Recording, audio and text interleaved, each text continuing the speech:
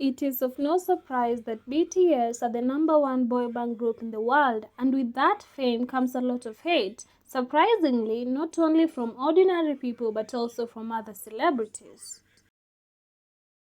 The year has just started, but things are looking a lot better for the boys of BTS. I mean, Seoul concert, world tour, and even a new album. What else can ARMYs ask for? However, while there are a lot of good things you can look forward to this 2025 year, there are also things we would rather see go. For example, celebrities hating on BTS. Like, come on, it's a new year. Why can't people just let the boys be?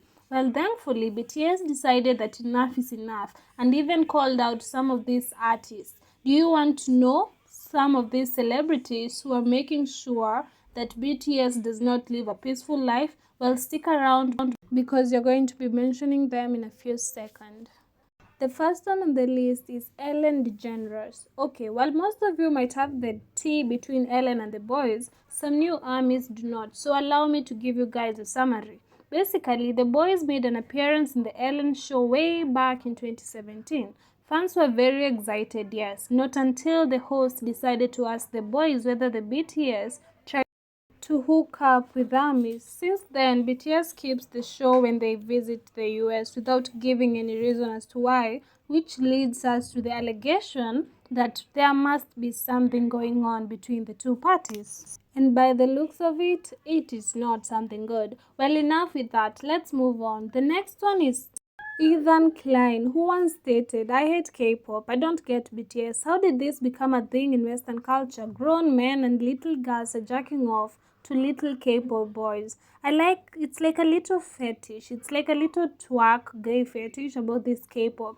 He and his wife do a podcast called H3 and they are very famous. When they talk about literally anything, and with anything I mean K-pop and specifically BTS.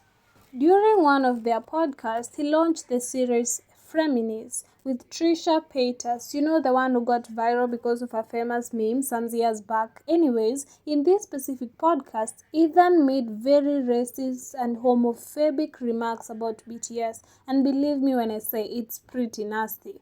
Promise not. Only did he declare that his hate for K-pop, but also went ahead by saying since he hates the music genre, he naturally doesn't like BTS.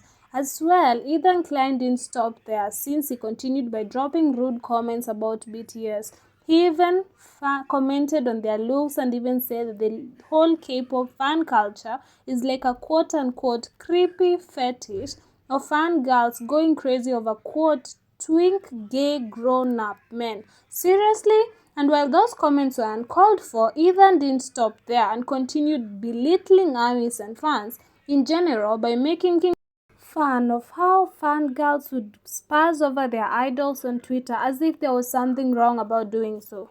I mean, there isn't, since fans have all the rights to share their love for their favorite idols on social media. Moving on, we have to be free, be free. Okay, I think ARMYs will collectively agree that this guy is officially the most hated person in the fandom. Well, at least one of the most hated since there had been some addition recently. Anyways, what I'm trying to say is that Be Free successfully offended not only the whole fandom but also the boys when he made comments about RM and Sugar during a radio podcast. The incident happened way back in 2013 when the boys were just starting out in the music industry. And we all know that RM and Sugar were originally underground rappers before they ultimately debuted as idols.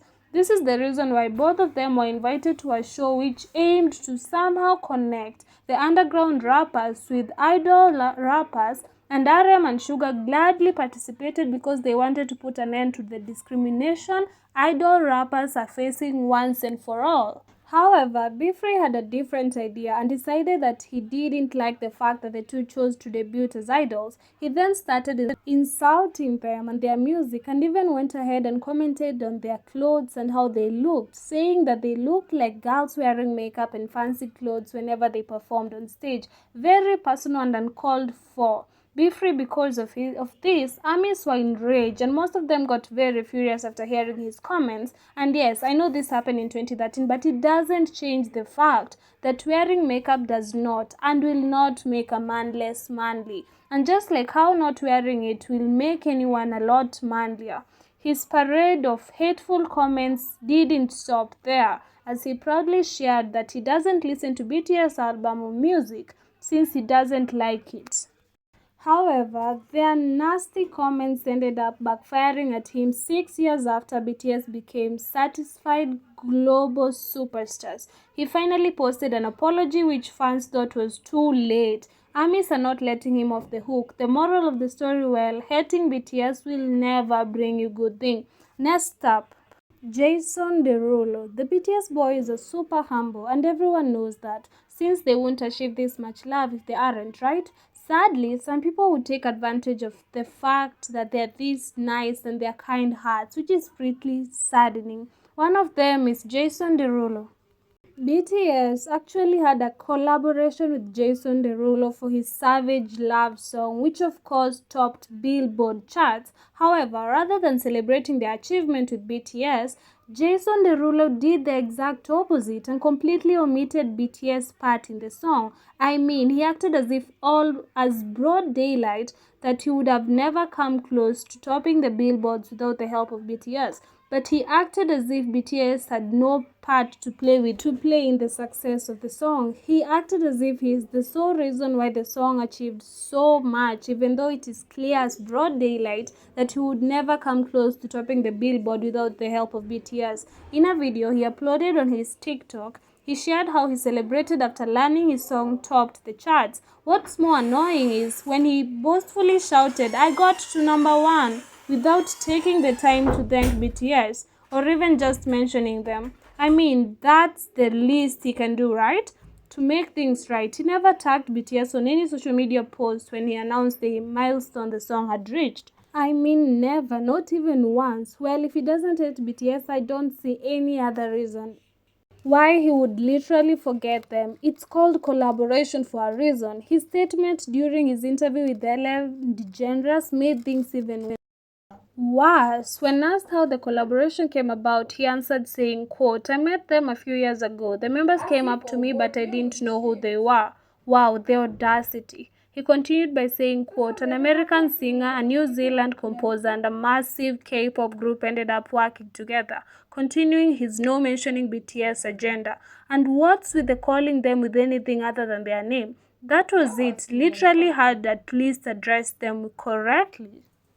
Of course, the fans were very livid, stating the glaring fact that he would never have topped the charts without the help of BTS. They also started boycotting the song to the point media outlets have reported a certain decline in Savage Love experience after what happened. Billboards even released a report that the purchase of ARMYs were the reason as to why the song became the top spot. Well, I hope they never cross paths again ever, because he clearly doesn't deserve it. Please don't forget to subscribe and hit the notifications button. Thank you so much.